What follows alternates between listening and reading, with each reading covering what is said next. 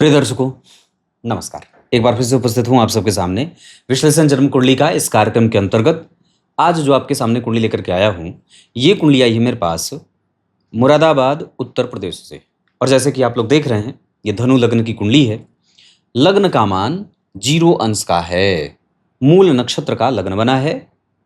जन्म के समय पे जातक की कुंडली में जब इसका जन्म हो रहा था तो पूरब दिशा से धनु राशि का आगमन हो रहा था। लग्न में लाभ भाव के स्वामी होकर के शुक्रदेव और छठवें भाव के स्वामी होकर के लग्न में बैठे थे। अष्टम भाव के अधिपति चंद्रमा लाभ में बैठ करके पंचम भाव को देख रहे थे। धन भाव के स्वामी जन्म के समय पे कुंभ राशि में गोचर कर रहे थे।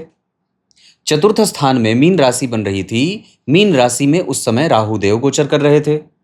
देवगुरु बृहस्पति वृष राशि में गोचर कर रहे थे। 23 अंश 22 कला मृगशीरा नक्षत्र वक्री थे। मतलब इनका काफी हद तक कुछ परिणाम यहाँ का मिलना चाहिए था, लेकिन चूंकि 23 अंश के हैं, इस वजह से 100% ये यहीं का फल करेंगे। अष्टम स्थान में नीच के मंगलदेव 11 अंश 27 कला के पुष्य नक्षत्र में बैठे हैं, जिसका स्वामी देवता पुष्य नक्षत्र का शनि स्वग्रही होकर बैठा है। 12वें भाव में सूर्य और बुध का बैठना जातक की कुंडली को कैसे निगेटिवली अप्रोच करेगा, नीच के मंगल में हमें क्या सावधानी बरतनी है, छठवें भाव के गुरु किस तरीके से जातक को लाभान्वित करेंगे, चतुर्थ स्थान के राहु और गुरु का संबंध जो यहाँ पे बन रहा है, ये जातक की माता के बारे में कैसा निर्णय देगा, और एकादशवें भाव में चंद्रमा और लग्न में शुक्र जातक को किस तरीके से लाभान्वित करेंगे, ये आज के कार्यक्रम के मुख्य विषय रहेंगे। शुरू करते हैं आज का कार्यक्रम। पंचांग से आपका परिचय करा दूं। जन्म होता है जातक का मार्गशीर्ष माह में। ऐसे लोग जल्दबाजी में निर्णय लेने वाले होते हैं और कई बार वो यशस्वी बुद्धिमान होने के साथ साथ नैतिकीय तत्वों का पालन करने वाले जिम्मेदार व्यक्ति होते हैं। हेमंत ऋतु दक्षिणायन। दक्षिणायन में शनि मंगल राहु केतु का बल बढ़ जाता है। इस वजह से जातक के जीवन में चुनौतियां भी रहेंगी। उसके बाद कृष्ण पक्ष के त्रयोदशी तिथि ये नेगेटिव अप्रोच करेगा और कृष्ण पक्ष के एकादशी, द्वादशी, त्रयोदशी, चतुर्दशी और अमावस्या, यहाँ पे चंद्रमा भीषण रूप से पापी हो जाते हैं या बहुत ही क्षीण या बल से हीन रहते हैं। इस अवस्था के कारण व्यक्ति के स्वास्थ्य में परेशानी आती है। उसका इम्यून ठीक ठाक होना चाहिए, इम्यून में गड़बड़ी होती है और कई बार उसका जो मन है वो निरंतर एक जैसी स्थिति को प्राप्त नहीं कर पा रहा है, जहाँ ईर्ष्या भी है, द्वेष भी है, छल है, कपट है, मोह है, मात्सर्य है, आलस्य है, प्रमाद है, अनिरंतरता है। ये सारी चीजें व्यक्ति के जीवन में हैं और उसका स्वभाव इन सभी चीजों से सना हुआ रहेगा।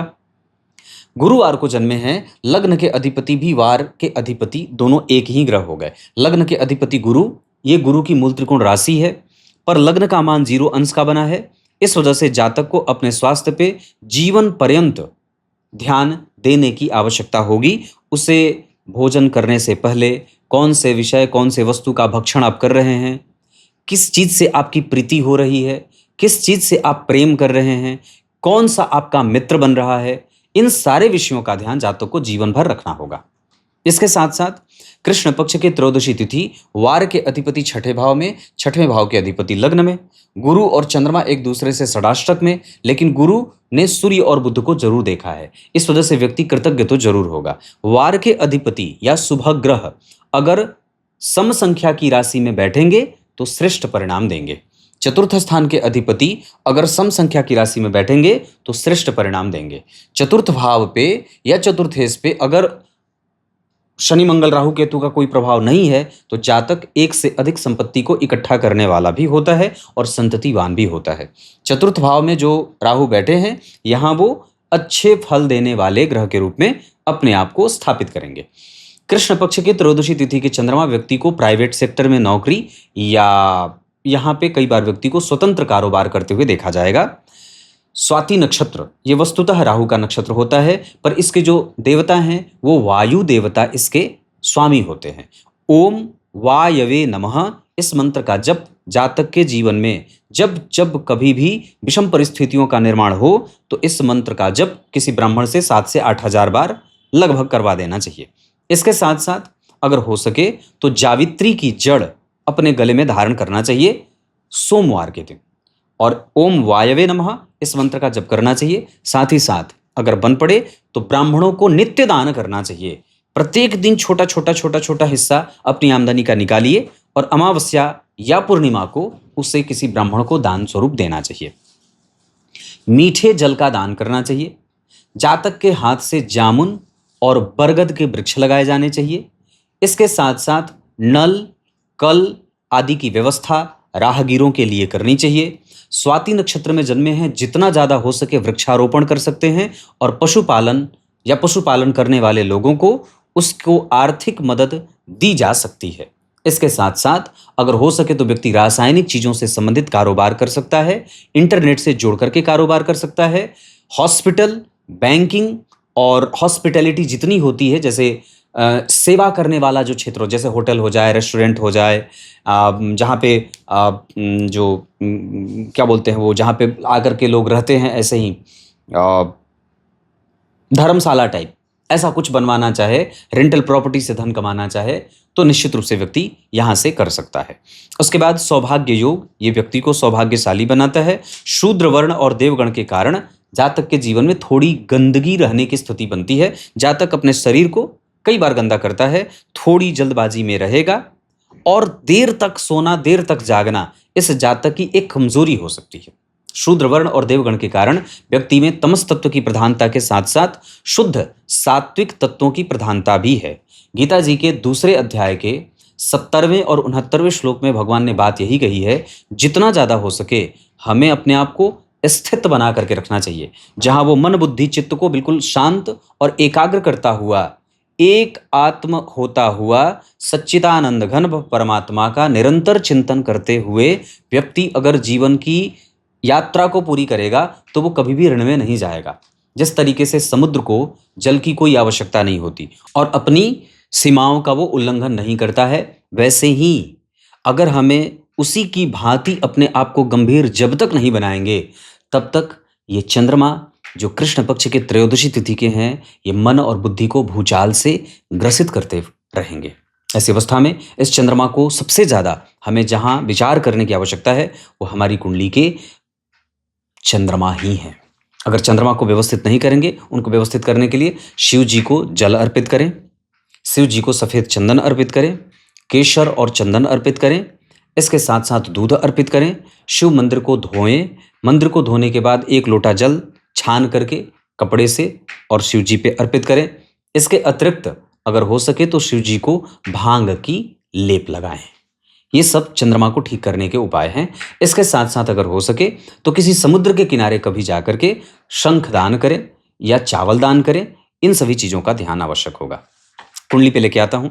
ये छोटा बच्चा है, इस वजह से बहुत प्रिसाइज वे में ही बताने की कोशिश करूंगा। सूर्य और बुध 12वें हैं। यहां व्यक्ति विदेश भी जा सकता है, लेकिन विषम परिस्थितियों का निर्माण भी होगा और मंगल के कारण, मतलब मित्रों के कारण, भवन से संबंधित चीजों के कारण, ऋण के कारण और व्यक्ति के मज्जा के कारण, बोन मैरों के कारण जीवन में विषम परिस्थितियों का निर्माण होगा। बहन भाई जो छोटे हैं उनके कारण भी व्यक्ति को नुकसान हो सकता है या उनके कारण या उनसे भी कई बार व्यक्ति को मतभेद में जाते हुए देखा जा सकता है।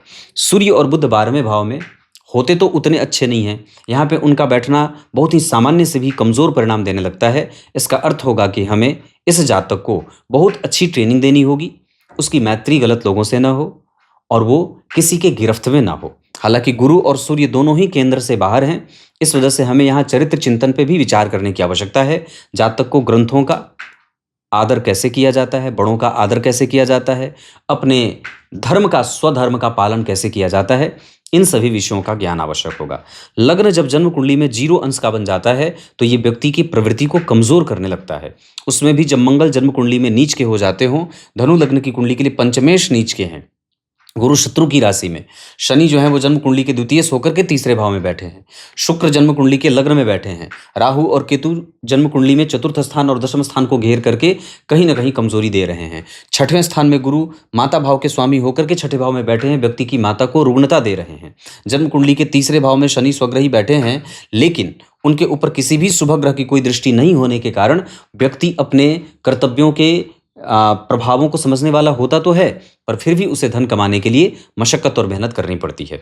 इसके अतिरिक्त जन्म कुंडली में गुरु और शनि का प्रत्यक्ष संबंध जन्म कुंडली के 12वें भाव में बैठे सूर्य और बुध से हो रहा है। इस अवस्था के कारण व्यक्ति को अपने व्यवहार को कुशल बनाने की आवश्यकता होगी। गलत मैत्री में ना जाए, गलत लोगों पे व्यय ना करे, और कई बार व्यक्ति को किसी दूसरे के ऊपर आश्रित रहने के लिए भी विवश होना पड़ता है।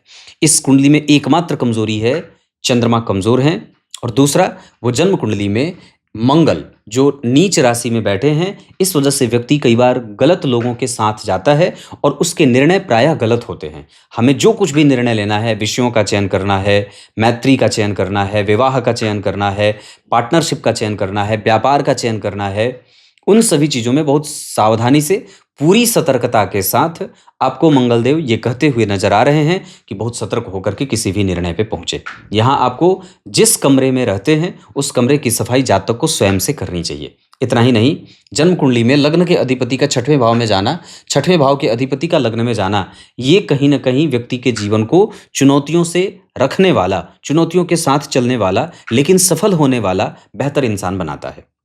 जरा ध्यान से देखेंगे तो लग्न के अधिपति 6वें भाव में बैठे और लग्न के अधिपति के ऊपर सूर्य और बुध का प्रभाव है। इसका अर्थ है कि लग्नेश के ऊपर जब सूर्य और बुध की दृष्टि पड़ेगी, जो इस कुंडली के भाग्य और सप्तम के साथ दशम के अधिपति हैं, तो केंद्र और त्रिकोण का संबंध एक साथ 12 में गया। भाव का स्वामी भाव से 4 घर आगे भाग्य के कारक ने भाग्य के अधिपति को देखा है। तो ये गुरु, सूर्य और बुध इस कुंडली के लिए सामान्यतया थोड़े बहुत संघर्षों के साथ जातक के जीवन को लाभान्वित तो जरूर करेंगे। इस कुंडली में जो 11वें भाव में चंद्रमा बैठे हैं, उनके ऊपर किसी भी पापक ग्रह में से मंगल की दृष्टि जा रही है और मंगल की तुला राशि पे दृष्टि जा रही है। इस वजह से कई बार व्यक्ति अपने दिनचर्या को लेकर के या अपने जीवन में तमाम प्रकार की जो समस्या होती है उसको लेकर के उलझा हुआ सा भी महसूस करता है और कई बार उसे अत्यंत क्रोध में भी देखा जाता है। धनु लग्न वस्तुतः ये देवगुरु बृहस्पति का लग्न है, ये उनकी मूल त्रिकोण राशि है और सामान्यतया अगर लग्न का अधिपति केंद्र में बैठा हो, किसी शुभ ग्रह से दृष्ट हो या जन्म कुंडली के मारक ग्रहों से युक्त न हो, तो ये जातक के जीवन को संघर्ष में नहीं जाने देता है। जबकि अगर भाग्य भाव के स्वामी 12 में बैठे हों, लग्न का अधिपति 6, 8, 12 में बैठा हो, जन्म कुंडली के सप्तम और दशम भाव के स्वामी 12 में जा रहे हों, जन्म कुंडली के धन भाव में किसी भी बहुत अच्छे और उच्चतम ग्रह की दृष्टि ना पड़ रही हो, तो ये कहीं ना कहीं संघर्ष को भी दर्शाता है। दशा जो अभी चल रही है जातक के ऊपर से, वो राहु की ही चल रही है, जो 2042 तक रहेगी। हालांकि इस अवस्था में एक बात मैं और भी कहूँगा कि आरंभ में अगर राहु की दशा है तो हमें इस जातक के किशोरावस्था के प्राप्त करने पर उसके ऊपर निश्चित रूप से बहुत ही ज़्यादा ध्यान देने की आवश्यकता होगी, क्योंकि उस समय बिगड़ने का एक बड़ा खराब समय चलेगा और वो समय आएगा 2036 के जनवरी से लेकर के 2039 के दिसंबर तक। इस दौरान हमें इस जातक के जीवन को बहुत ही नज़दीक से समझने की आवश्यकता होगी, उसके जीवन में हो रहे बदलावों को जानने की आवश्यकता होगी और उसके हार्मोन में जो बदलाव आएगा उस पे भी हमें नियंत्रण या उस पे भी हमें निरीक्षण की आवश्यकता होगी। बहुत सावधानी से समझें तो जब जन्म कुंडली में शनिदेव गुरु और शुक्र आदि से केंद्र में हैं, गुरु और सूर्य बुध से केंद्र में हैं, 2 शुभ ग्रह से केंद्र में बैठे हैं गुरु और बुध के केंद्र में बैठे हैं शनिदेव। शनि की दृष्टि सूर्य और बुध पे है, साथ ही साथ गुरु का संबंध भी सूर्य बुध पे है। ये कई बार आपको चरित्रवान तो बनाता है, पर यह भी कहता है कि व्यक्ति को उस पर नियंत्रण भी रखने की आवश्यकता है। जिसको वो नहीं जानता है उसके बारे में कई बार वो कुछ भी बोल रहा है, किसी के बारे में कुछ भी सोच रहा है, जजमेंटल होने का इशारा कर देते हैं। एक काम को करने में व्यक्ति को 2 से 3 बार असफल या असफलता का चेहरा भी देखना पड़ता है। नौकरी करने के योग इस कुंडली में सामान्यतः सरकारी के कम हैं, पर प्राइवेट नौकरी के योग ज़्यादा हैं। लेकिन दूसरे नंबर पे जो चतुर्थ स्थान के अधिपति 6वें भाव में बैठे हैं और 6वें स्थान के अधिपति जो दूसरे लग्न में बैठे हैं, द्वितीय भाव के अधिपति जो स्वग्रही होकर बैठे हैं, दशम स्थान के अधिपति पे जो शनि की दृष्टि जाई गई है, ये 75% तक जातक को ये बात की तरफ भी लेके जा रही है कि व्यक्ति डॉक्टरी के क्षेत्र में हो जाए या सरकारी नौकरी के क्षेत्र में या अपने पिता के कारोबार को हैंडल कर सकता है और उसको आगे बढ़ा सकता है। जातक को निश्चित रूप से अपने नियमित दिनचर्या का पालन करना ही होगा। चंद्रमा से दूसरे घर में जो सूर्य बैठे हैं वो व्यक्ति को बहुत महान राजयोग कारक ग्रह होने के बावजूद कई बार उसको उसकी बुद्धि से भ्रमित कर देते हैं, या कई बार व्यक्ति अपने ज्ञान और अपने बुद्धिमत्ता का सही वक्त पड़ने पे इस्तेमाल करने से चूक जाता है। इसका अर्थ होगा कि जहां क्रोध करना है वहां नहीं करेगा, जहां क्रोध नहीं करना है वहां क्रोध कर रहा है। हाजिर जवाबी जो है वो व्यय में जा रही है। सूर्य और बुध जब 12वें भाव में बैठेंगे तो आपको आपके आत्मीयता पे विचार और मंथन करने की आवश्यकता होगी। वहीं चंद्रमा से दूसरे घर में जो बुध बैठे हैं वो व्यक्ति को बहुत ही सरल व्यक्तित्व का बनाएंगे अपनी दशा काल में। मतलब चंद्रमा से बुध जब आएंगे तो व्यक्ति के जो सॉफ्ट नेचर की स्थिति होगी वो बढ़ जाएगी और बहुत अच्छी हो जाएगी। चंद्रमा से तीसरे घर के जो शुक्र होंगे वो व्यक्ति को भाग्यशाली और दानी बनाएंगे। चंद्रमा से पंचम स्थान में जो शनि बैठे हैं वो व्यक्ति को संततियों से मतभेद करने वाला, और व्यक्ति कई बार अपने माता और पिता का प्रेम तो प्राप्त कर लेता है पर जब उसे वो देना होता है तो कई बार उसमें कंजूसी करने लगता है। उसी चंद्रमा से 6 घर आगे जो राहु बैठे हैं वो व्यक्ति को पेट से संबंधित समस्या और गैस्ट्रिक पेशेंट बनाने के साथ साथ उसके सामाजिक छवि को अपनी दशा अंतरदशा में धूमिल करने की कोशिश करेंगे। चंद्रमा से 8 घर आगे देवगुरु बृहस्पति व्यक्ति को कफ जनित बीमारियों से ग्रसित करने वाले और माता को बीमार और रुग्ण बनाने वाले बना रहे हैं। चंद्रमा से 10वें स्थान में जो मंगल बैठे हैं और नीच के मंगल बैठे हैं, यहाँ व्यक्ति शत्रुओं से घिरा हुआ रहता है, विषम परिस्थितियों का निर्माण उसके जीवन में होता रहता है, गलत लोगों के संपर्क में जाता रहता है, या कई बार मित्र को शत्रु, शत्रु को मित्र बनाता है। यहाँ जो 6वें भाव में गुरु बैठे हैं वो मामा मामी से संबंधों को कमजोर करते हैं और कई बार माता को रुग्णता देते हैं। वही बात कि चंद्रमा से 10वें स्थान में जो मंगल बैठे हैं वो यहाँ भी जातक को कई तरीके से परेशान करने की स्थिति में लेके जा रहा है। हमें बहुत सावधान होकर के इस कुंडली को आगे बढ़ाना होगा।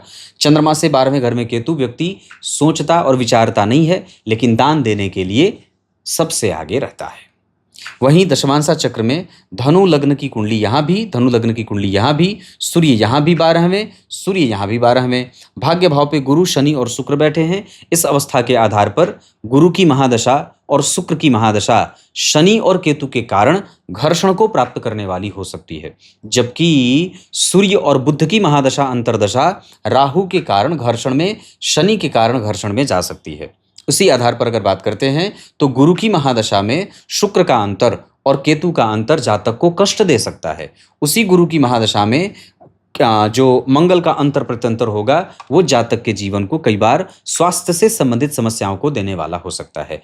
कोर्ट केस कचहरी, पैसे का लेन देन, भवन भूमि वाहन के लिए की गई मेहनत, किसी पे विश्वास कर लेना, कम पैसों पे नौकरी करने के लिए मजबूर और विवश होना, किसी के द्वारा ब्लैकमेल किया जाना, ये सारे योग इस कुंडली में कमजोरी से लग रहे हैं। हमें इसलिए इस कुंडली को बहुत ही सजग और सटीकता के साथ आगे बढ़ाने की आवश्यकता होगी। अगर आप ध्यान से देखें तो दशमांशा चक्र में मैं करियर पे इसलिए फोकस कर रहा हूं क्योंकि मुझे ये बताना बहुत आवश्यक होगा। चंद्रमा बैठे हैं लग्न में जो अष्टम भाव के स्वामी होकर के बैठे हैं। इस भाव का स्वामी इन्हें देख रहा है। इसका अर्थ होगा कि व्यक्ति का रिसर्च और डीप एनालिसिस ये बहुत अच्छा है। अगर हम उस व्यक्ति के या जातक के एनर्जी को सही दिशा में लेके जाते हैं तो निश्चित रूप से वो अपने कारोबार के कारण दुनिया में और समाज में एक अच्छी प्रतिष्ठा प्राप्त कर सकता है, इसमें जरा भी संशय नहीं है। द्वितीय भाव के स्वामी और तृतीय भाव के स्वामी होकर के शनिदेव 9वें स्थान में बैठे हैं। किसी भी अच्छे या बुरे भाव का स्वामी अगर 9वें भाव से संबंध बना रहा हो तो वो श्रेष्ठ परिणाम देने वाला हो जाता है। यहाँ भी शनि की दृष्टि भाग्य भाव पे है जो संघर्ष दे रही है, भाग्य को कमजोर कर रही है अपनी दशा काल में। लेकिन द्वितीय भाव पे गुरु की दृष्टि सामान्यतया भले ही नीचे जा रही है पर फिर भी वो जातक के धन को बचाने की पूरी कोशिश और धन आगमन के मार्ग को खोलने का पूरा मौका गुरुदेव अपनी दशा काल में जरूर ही देंगे। चतुर्थ भाव के स्वामी का 9वें में बैठना ये बहुत उत्तम परिणाम देगा। पंचम स्थान में बुध का बैठना ये बहुत श्रेष्ठ होगा। यहाँ पे दशम और सप्तम भाव के स्वामी बैठे हैं।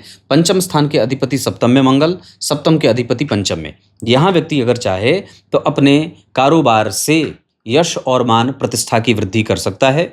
इसके अतिरिक्त अष्टम स्थान से पहले छठवें स्थान के अधिपति भी पंचम में बैठे हैं। यहाँ भी सरकारी क्षेत्रों का योग बन रहा है। मतलब 75% तक अगर हम कोशिश करते हैं तो हमें सरकारी नौकरी भी मिल सकती है, सिर्फ हम अगर चंद्रमा को संतुलित कर लेते हैं तो, और वो भी अच्छा पद मिल सकता है। मंगल के बारे में मैंने बात की और अष्टम भाव के स्वामी के बारे में बात की। अष्टमेश का लग्न में बैठना, गुरु से दृष्ट होना, ये सामान्यतः बहुत अच्छा होगा। जबकि नवम स्थान के अधिपति का 12 में बैठना ये बता रहा है कि व्यक्ति समझदार तो है और समझदार होगा भी, पर हाँ, हमें उसको सुनियोजित तरीके से उसकी समझदारी का एकदम धीरे धीरे धीरे धीरे उसको लिबर्टी देनी है। मतलब एक ही बार में उसे हमें भार नहीं देना है, हमें उसको धीरे धीरे परिस्थितियों से उसका सामना कराना है, ट्रेनिंग देनी है। दशम स्थान के अधिपति का जन्म कुंडली में पंचम में बैठना, ये बहुत महान राजयोग बनेगा जो व्यक्ति के कारोबार और उज्जवल भविष्य की नींव रखेगा।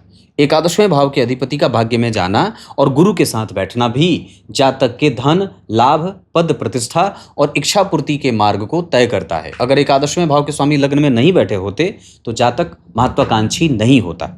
शुक्रो 10 सहस्त्राणी, लग्न में शुक्र 10,000 दोषों का समन कर देते हैं। तो ये जो केंद्र में राहु और केतु बैठ करके जितने दोष पैदा कर रहे होंगे, लग्न के अधिपति जो छठवें भाव में बैठ करके जो दोष पैदा कर रहे होंगे, जो सूर्य और बुध 12 में बैठ करके जो दोष पैदा कर रहे होंगे, मंगल जो नीच के बैठ करके जो दोष पैदा कर रहे होंगे, ये तो मैंने इतनी उंगली पे गिना दी। पर क्या बात कही कि 10,000 दोषों का समन, उसमें एक दोष ये भी होगा कि चंद्रमा जातक की कुंडली में पापक हो रहे हैं, ये दोष होगा।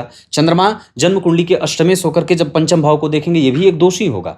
जन्म कुंडली में लग्न का अधिपति छठवें भाव में बैठे हैं, ये भी एक दोष ही होगा जो अवयोग का निर्माण करता है। जन्म कुंडली में एक दोष यहां बनेगा कि सूर्य और बुध को केंद्र में होना चाहिए था, उस दोष का भी समन ये शुक्रदेव करेंगे। तो केंद्र में बैठे शुक्रदेव, विशेषतया लग्न में बैठे शुक्रदेव 10,000 दोषों का समन कर रहे हैं। तो आप 10,000 दोष गिन लीजिए, और एकमात्र शुक्र के लग्न में बैठने के कारण मैंने जितनी कमजोरी बताई है वापस वो उसको रीगेन कर रहे हैं। कमजोरी 2 है। लग्न में 0 अंश का लग्न का बनना, जो व्यक्तित्व को, निर्णय को, स्वभाव को, चरित्र चिंतन को कमजोर करता है। और दूसरा कि चंद्रमा अव्यवस्थित हो जाते हैं, जिसके कारण व्यक्ति की महत्वाकांक्षा और उसके प्राप्त परिणामों में उसको विलंब का सामना भी करना पड़ता है। सूर्य के ऊपर और बुध के ऊपर जो शनि और गुरु की दृष्टि गई है, इसके कारण व्यक्ति अपने प्रभावों को बढ़ाने में सफल तो होता है, पर उसको कई बार एजेंसियों से, सरकारी एजेंसियों से भी कई बार उसके ऊपर इंक्वायरी की स्थिति भी बन जाती है। इस वजह से जब कभी भी शनि, शुक्र और बुध की दशा चले, शनि, सूर्य और बुध की दशा चले, तो व्यक्ति को कानून के पालन से जरा भी कोताही नहीं बरतनी चाहिए। अब एक एक पॉइंट पे बात करता हूं, सभी वर्ग चार्ट को देख करके, जिसमें मैं लग्न देख रहा हूं, नवांश देख रहा हूं और दशमांशा देख रहा हूं, क्योंकि तीनों का प्रिसाइज वे में, जो यहाँ पे मेष लग्न की कुंडली बन रही है, यहाँ पे पंचमेश लग्न में केतु, शनि और बुध, जिसमें बुध मित्र नीच के बैठे हैं, शनि और बुध 2 मित्र बैठे हैं। यहाँ पे मंगल और सूर्य बैठे हैं, जिसमें मंगल तुला राशि के उतने अच्छे होते नहीं हैं। और जो यहाँ पे बात बनी है, सूर्य नीच के हो रहे हैं, राहु केतु यहाँ भी केंद्र में हैं, राहु केतु यहाँ भी केंद्र में हैं, और राहु केतु का प्रभाव यहाँ भी लग्न को प्रभावित कर रहा है। इस हिसाब से इसका परिणाम क्या होगा? तो व्यक्ति महत्वाकांक्षी है, इसके साथ साथ वो व्यापार कर सकता है, इसके साथ साथ उसके भाग्य का बल उसके पास मिलेगा, इसके साथ साथ उसके संबंध उसके बच्चों और उसके पत्नी से अच्छे रहेंगे। इसके अतिरिक्त तो वो अनुभवी होगा, अपने पैतृक संपत्ति को वो बढ़ाने वाला हो सकता है। हमें इस जातक को ये बताना होगा कि हमें मेहनत किस तरीके से करना है, बशर्ते मेहनत तो है पर उसे सही प्रारूप देना है। इसके अतिरिक्त हम संपत्ति जब भी इकट्ठा करेंगे, अपने नाम पे करना चाहें या अपनी पत्नी के नाम पे करना चाहें, हमें सावधान होना होगा। हम माता और पिता के नाम पे संपत्ति ले सकते हैं। इसके अतिरिक्त हमारी एजुकेशन, पंचम में जन्म कुंडली में नीच के बैठे हैं, पंचम के कारक शत्रु की राशि में बैठे हैं। इस वजह से हमें अपने एजुकेशन को और खास करके माध्यमिक शिक्षा पे हमें ध्यान देने की आवश्यकता होगी। मैट्रिक और इंटर तक की शिक्षा में कोई अवरोध ना हो, इसका ध्यान देना होगा। नौकरी और व्यापार में नौकरी की कोशिश पहले करें, उसके बाद दूसरे नंबर पे व्यापार के बारे में जाएं। और भी अगर बात करते हैं तो आपकी कुंडली में हमें गलत निर्णयों पे जाने से बचना होगा, किसी पे विश्वास नहीं करना होगा। विष वाले जानवर, एडवेंचर आदि करना, यात्रा में जाना, यात्रा से पहले सावधानी, मुहूर्त का चिंतन करना, किसी को पैसे देने से पहले 20 बार विचार करना, ये सब चीज़ों की आवश्यकता होगी। भाग्य का संघर्ष कमज़ोर हो या भाग्य को कम संघर्ष करना पड़े, इस वजह से सूर्य की आराधना, उपासना, ओम आदित्याय नमः का जप, मांसाहार का त्याग, बड़ों का आदर, किसी को भी ज्ञान न देना, बहुत सावधान होकर के सतर्कता से जब तक कोई बात पूछी ना जाए तब तक उसके बारे में कोई बात न करना, और जब तक कोई काम हो ना जाए तब तक उसके बारे में किसी से कोई जिक्र न करना। मेहनत के प्रति सकारात्मक रवैया रखना, क्योंकि शनि है ये निगेटिविटी दे देते हैं। और व्यक्ति के जीवन में न्यायप्रियता, व्यय को लेकर के न्यायप्रियता रखनी होगी। हम कहाँ व्यय कर रहे हैं इसका चिंतन बहुत आवश्यक होगा। बहुत छोटी सी उपलब्धि व्यक्ति को खुश कर सकती है, इस वजह से वहां से भी आपको थोड़ी गंभीरता की आवश्यकता होगी। इसके अतिरिक्त इस कुंडली में अब मैं इस बात पे चर्चा करता हूं कि कौन सी महादशा में कौन सा अंतर व्यक्ति को परेशान करेगा। तो सबसे पहले बात करते हैं राहु। वर्तमान में अभी राहु की दशा चल रही है, इस वजह से कौन कौन सी महादशा, अंतरदशा में हमें सावधानी रखनी होगी, इस पर थोड़ा चिंतन कर देते हैं। राहु की महादशा में मंगल का अंतर जो 2041 में आएगा वो कष्ट दे सकता है। चोट चपेट की घटनाएं, आर्थिक नुकसान, पैसों का अटकना ये हो सकता है, इस वजह से उस समय सावधान रहें। उस राहु की महादशा में शनि का अंतर जो 2029 के जुलाई से आएगा और 2032 के जून तक रहेगा। हमें अपने स्वास्थ्य का ध्यान रखना होगा और माता के स्वास्थ्य को भी सजग रखना होगा। उसी राहु की महादशा में चंद्रमा का अंतर जो 2039 से के दिसंबर से 41 के जून तक रहेगा, उस दौरान हमें अपने स्वास्थ्य का ध्यान देना, अपने स्वास्थ्य का और अपने नियमित दिनचर्या का ध्यान देना होगा। इस संपूर्ण राहु की दशा में चतुर्थी का व्रत जातक के माता और पिता के द्वारा किया जाए। गणपति संकटनाशक स्तोत्र, गणपति अथर्वशीर्ष और गणेश पंचरत्न, इन तीनों का पाठ जातक के याद रहें। दुर्वा अर्पित करें और सरसों तेल का दीपक या घी का दीपक घर से बाहर निकलने से पहले जातक से जलाना चाहिए। उसके बाद आएंगे गुरु, 2042 से लेकर के 2058 तक। तो गुरु की महादशा में चंद्रमा का अंतर जो आएगा 2053 से 2055 तक, उसमें ऋण और व्यय की अधिकता होगी। उसी गुरु की महादशा में मंगल का अंतर जो 2055 से लेकर 56 तक आएगा, उसमें पराक्रम का परिणाम कमजोर मिलेगा। उसी गुरु की महादशा में दाम्पत्य और परिवार और कारोबार के लिए ठीक ठाक है, सामान्यतः ठीक ठाक। उसी गुरु की महादशा में जब कभी भी शुक्र का अंतर आएगा जो 2050 के 5वें महीने से 53 के जनवरी तक रहेगा, उस दौरान हमें अपने जल्दबाजी में लिए गए निर्णयों का पुनरावलोकन करना होगा। गुरु की महादशा में एकादशी, विष्णु सहस्त्र नाम का पाठ, मांसाहार का त्याग, भवन भूमि वाहन आदि का सुख, संतान आदि के विवाह आदि के उपलक्षण लक्षण देखने को मिलेंगे। उसके बाद आएंगे 2058 से लेकर के 2077 तक। भगवान की बड़ी कृपा है कि शनि की महादशा आएगी और वो स्वग्रही हैं, और कम से कम आपको शनि की महादशा में धनदायक स्थितियां, धन के प्राप्त होने का गुण मिलेगा। उस शनि की महादशा में राहु का अंतर और मंगल का अंतर जातक के जीवन को मृत्यु तुल्य कष्ट देने वाला बनेगा। इसके अतिरिक्त जन्म कुंडली के पंचम भाव पे शनि और चंद्रमा का प्रभाव, जन्म कुंडली के पंचमेश अष्टम भाव में और पंचम के कारक शत्रु की राशि में एजुकेशन पे बाधाएं न बने, इसका ध्यान रखना होगा। हालांकि शनि अभी है नहीं, तो मूलतः हमें राहु की दशा में ही विशेषतया जातक को ट्रेनिंग देने की आवश्यकता है। कठोरता के साथ तो नहीं कहूंगा, पर हाँ लगाम लगाने की आवश्यकता होगी। एक लाजवर्त जातक को तो तुरंत तत्काल धारण करा देना चाहिए, उसके गले में पेंडल बना करके। चांदी का चंद्रमा भी गले में धारण कराया जा सकता है। शंख का दान भी जातक के हाथों से किया जा सकता है। सफेद वस्त्र और गेरुआ और पीला जातक के लिए बहुत अच्छा रहेगा। नक्षत्र के आधार पर स्वाति नक्षत्र में दान करना चाहिए। अनुराधा, हस्त, मृगशीरा, पुष्य, उत्तरा भाद्रपद, उत्तरा फाल्गुनी और मघा, ये नक्षत्र किसी भी कार्य को करने के लिए उत्तम रहेंगे। इसके साथ साथ मैत्री मेष और सिंह वालों से हो, शत्रुता कुंभ, मिथुन और तुला वालों से न हो। तुला राशि के नाम के शहर में जाकर के धन कमाना बहुत अच्छा रहेगा। इसके अतिरिक्त धन कमाने के लिए आप पश्चिम दिशा की तरफ भी यात्रा कर सकते हैं। विवाह तुला राशि तुला लग्न, मेष राशि मेष लग्न, धनु राशि धनु लग्न की जातिकाओं से हो, और साथ ही साथ विवाह उत्तर दिशा की तरफ हो तो ज़्यादा बढ़िया है। व्यक्ति डॉक्टरी वगैरह के क्षेत्र में भी इस्तेमाल कर सकता है, अपना एजुकेशन दे सकता है। और इसके अतिरिक्त अगर बात बन पड़े तो व्यक्ति बैंकिंग, फिनांस, शेयर बाजार और विदेशी यात्रा में से भी धन कमा सकता है। क्लियर है? अष्टक वर्ग के बाद अगर मैं होरा चक्र की बात कर दूं तो आपकी कुंडली में इत्मीनान से देखें तो गुरु, बुध और चंद्रमा को छोड़ करके आपके लिए सारे ही ग्रह आपके अनुकूल हैं। बस इनकी दशाओं में थोड़ा बहुत इरिटेशन कभी कभी आपको देखने को मिलेगा। धनु लग्न की कुंडली के लिए सप्तम भाव बाधक भाव होता है, लेकिन वो यहाँ बैठे नहीं है, इस वजह से चिंतित होने की कोई आवश्यकता नहीं है। हमें अपनी बुद्धि को सही जगह पे लगाने की कोशिश इस कुंडली का मुख्य उद्देश्य होता है। माता और पिता में से व्यक्ति माता की सेवा खूब करेगा। पिता से अनुशासित संबंध दिख रहे हैं, लेकिन पिता से धन की प्राप्ति होगी। पिता का कारोबार जातक के जन्म के बाद लाभ को प्राप्त करने वाला है। भवन भूमि वाहन आदि का सुख निश्चित रूप से गुरु की दशा में और ज्यादा मजबूत और अच्छी हो जाएगी। संतान वगैरह का सुख जातक की कुंडली में 100% से भी ज्यादा है। अरिष्ट चक्र के आधार पर जातक को पेट और बोन मैरो इसका ध्यान रखना होगा। नियमित दिनचर्या का पालन करना होगा। जांघों में दर्द और खिंचाव न हो इसका ध्यान रखना होगा। और वात पित्त कफ कभी कभी बुध की महादशा अंतरदशा में जातक को परेशान कर सकते हैं, इसका ध्यान रखना होगा। व्यक्ति की कुंडली में मोक्ष योग लगा हुआ है विषांसा चक्र के आधार पर। इसके बाद अगर बात करता हूं तो बहुत ध्यान से समझें, तो लाभ के अधिपति का लग्न में बैठना, नौमांस चक्र में लाभ के अधिपति का धन भाव या धन का संबंध बनाना, एकादशवें दशांशा चक्र में एकादशवें भाव के स्वामी का भाग्य में आना, यह बहुत ही अच्छी स्थिति बनी है।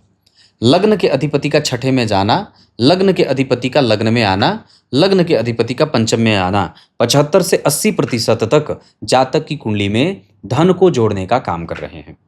धन भाव के अधिपति का पराक्रम में जाना, मेहनत करके धन कमाने की इच्छा, व्यक्ति स्वयं के मेहनत से ही धन कमाने की स्थिति में रहता है, उसको किसी से कुछ भी प्राप्त करने की आवश्यकता नहीं रहती। व्यक्ति जज, वकील, लॉयर इस तरीके के क्षेत्र में भी आगे बढ़ सकता है। विदेशी शिक्षा, विदेशी ट्रेनिंग लेने का योग भी इनकी कुंडली में लगा हुआ है। दिन शुक्रवार और गुरुवार के साथ मंगलवार बहुत अच्छा रहेगा।